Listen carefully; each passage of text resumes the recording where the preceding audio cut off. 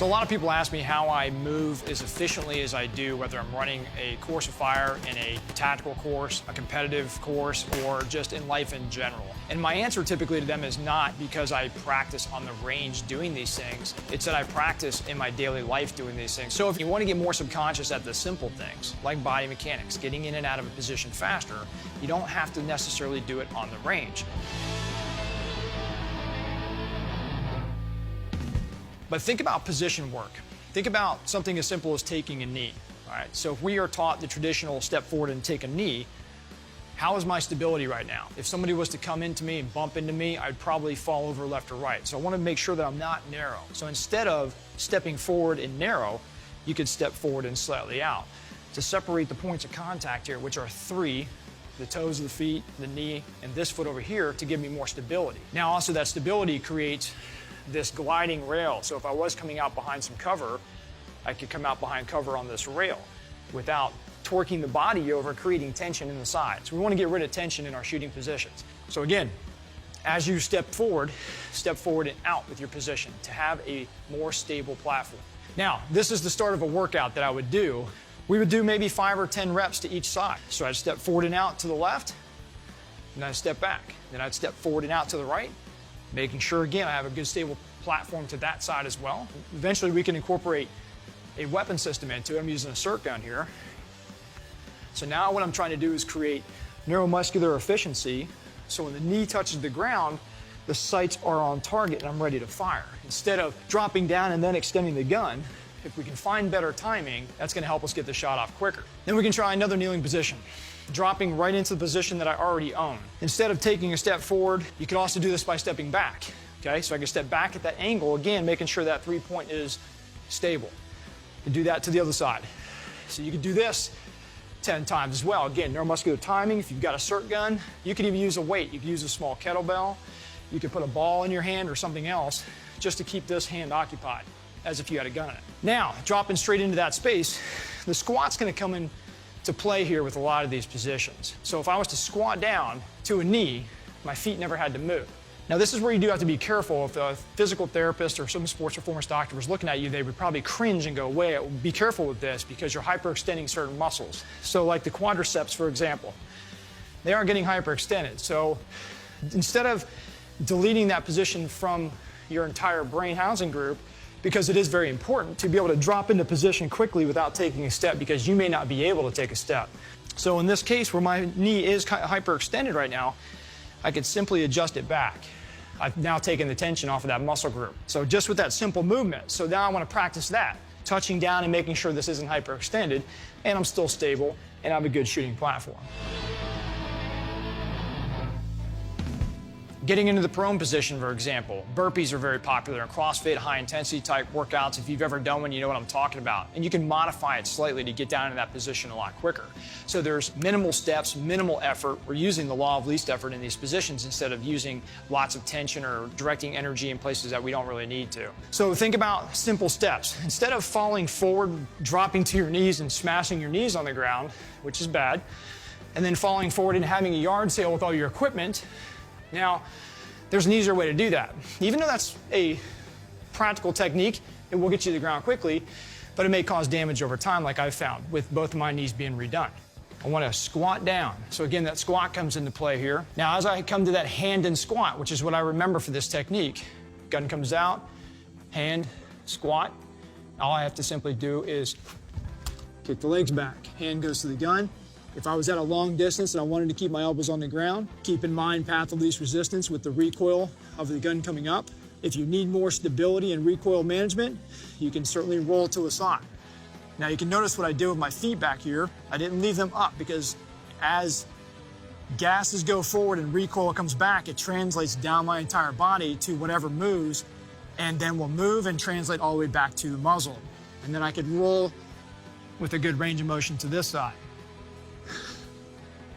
Now, getting up from this position is also very important because you may not want to find yourself in these positions very long.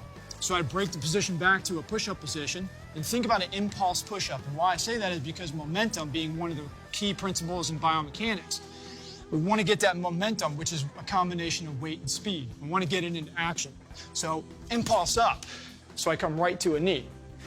instead of straining up and then bringing the gun up off the ground. So it's almost like a rocking chair position. Kind of rock up, can rock right back down. Impulse up. So I'm getting the gun back into that next plane. I look around, pop up, and I continue to look around, and I'm in that next plane very quickly. And at that point, we can stand up. Okay, so I would do about 10 reps of this. Hand squat. If you want to do a roll while you're down here to make sure it's good, stretch out the body, hands back, impulse up, and stand. It's a very simple way to get in and out of the prone. You should always be conditioned in how to fall, of course. So it's always good if you carry a gun or you're going to try to uphold that higher standard of care in a really bad situation, that moment that chooses us that we don't get to choose, right? Am I used to being in adverse conditions? Am I used to hitting the ground? And how do I do that? This is why defensive tactics is very important to take up as well.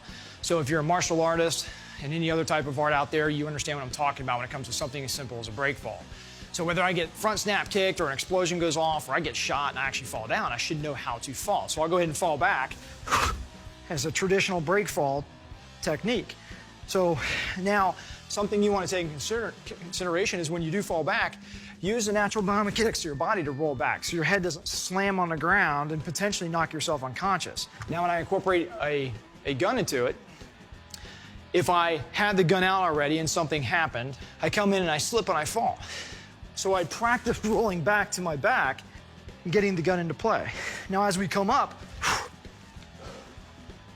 I didn't use my hands to get up. I can do that right now because I don't have a lot of equipment on, but let's say I'm a military guy or a SWAT guy, or maybe you're just somebody that's not in the best shape or you have back issues or something like that. As I go down and I want to get up, I can use my arm and just simply roll to the side, which is the technique we had to do when you had night vision on your head, a helmet, 35 pounds of armor, a shotgun on your side, and a lot of maybe ballistic materials. So things get heavy. It gets harder to get up for anybody, even the guys that are the best in shape. So always have different methods when you're practicing these techniques. So again, going back to the workout, I do 10 reps of this. Okay, so I'll do it with just the gun first, and I'll show you some other variations that you can do as well. So I fall back, and I get up. So I'm tucking this foot underneath my body, if you can see. So as I start to come up, I want that foot to get up underneath so I can roll right over the top of it. Again, if you have knee issues, you may have to come out so you don't kick the leg in and you can come up on top without overextending that muscle group or those joints, okay? So now, that was just with a gun. You can use simple tools like maybe a kettlebell, okay? A little heavier one here. So as I come back, you can start with adding muscle exercises into this. And as I come up, I never move my feet. If you want to put the kettlebell above your head just to add a little bit more, I can get into a rhythm here. And I'm using efficiency. I'm using the law of least effort.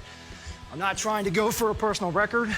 I'm working what I need to work so I can build in subconsciousness in that position. Now, you can use a ball, same thing. You fall back, you can come up, throw it to the sky, come right back down with it, come up, throw it to the sky, come right back down with it, throw it up, come right back down, you get the point there.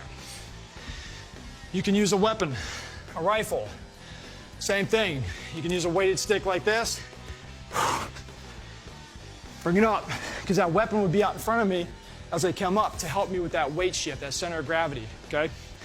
So all different types of things you could do there with just one simple workout. Side prone, just like when you're getting into the standard prone, we're just getting on our side. So if I squat down to a hand, same as a prone, I just simply want to take myself off the ground, lay myself on my side. So now it should feel exactly like I'm standing up. My elbow's not out here, the gun's not canted, it's straight and parallel with the ground. So if I was standing up right now, it would look just like a natural isosceles or a modern shooting stance. Now this leg can be modified any way you want. I want you to think about biomechanics here, because when my leg goes back, which it naturally has a tendency to do, I'm gonna let natural biomechanics take its course. Watch what happens to my gun. So now I have to use tension to put the gun back down on target. So if I let it go naturally again, I put the foot forward, the gun naturally rolls forward, which gives me better recoil management. When you're getting up from this position, you can break the gun in and come up over the top of it. Use momentum. Gun stays down range, especially if you are going to do this with a live weapon, and then I'd stand. Okay? So then I'd do about 10 reps of this. Squat to a hand, softly touch, come back up. So kneeling, stand. A little faster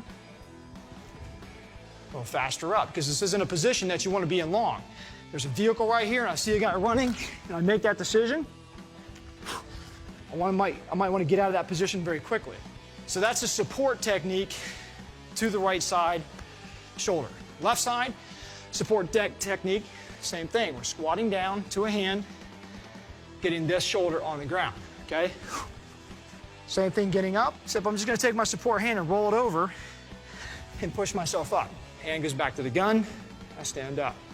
The next variation of this is the PLF technique, which is parachute landing fall. It's a military terminology.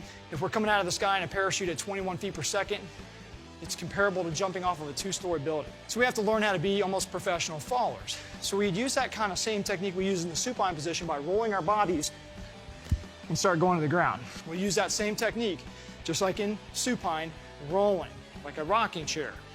So I come down, nice and smooth, nice and slow. The difference between this one and the other one is I never took my hands off the gun. Same thing, getting up as the other ones is exactly the same. Left side, same thing. Arch the body, because maybe I got hit. Maybe I took a round in the leg or in this gut and I fell down. I can land on that side and still be in action because the weapon's in action. Again, getting up's the exact same way, push up to the knee, stand back up. So you can see now I've got 4 different techniques right there with just the side prone, 2 supported, 2 unsupported. That's potentially 40 reps if you wanted to do 10 reps at each one of those. So again, there's lots of different things that you can do with just position work, but it also takes something else that's very important as well that we don't tend to think about. How do you know when and where to get into that position?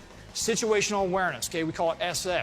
The other thing that also goes with SA is spatial awareness. Okay, so what's an example of spatial awareness? Like if I was to feel this wall to my left or take a look at that number 3 on the wall over there and now start walking towards it, but I'm burning that memory into my mind because if there's a threat area out here and I start to move, can I go right to that position of where I want to be without looking at it again? Because a lot of us will tend to focus on this to get there and then go back to this. So spatial awareness is very important all around, and that's just one very, very basic example, and I'll show another one here of moving back and forth between these balls, something else you can do to actually increase that so you can focus more downrange. Okay, so that spatial awareness is very, very important. So bottom line, guys, this is just a quick 30,000-foot view of something that you can do on your own, in the gym, at home, out in the fields or the grass, or even go to the range, dry practice this stuff, get proficient at body mechanics instead of going out to just a training class and hurting yourself for 3 days. So it's your daily life is where you get your proficiency training. So I leave you guys with that. Stay sharp, be safe. I'm Travis Haley. Thanks for joining me.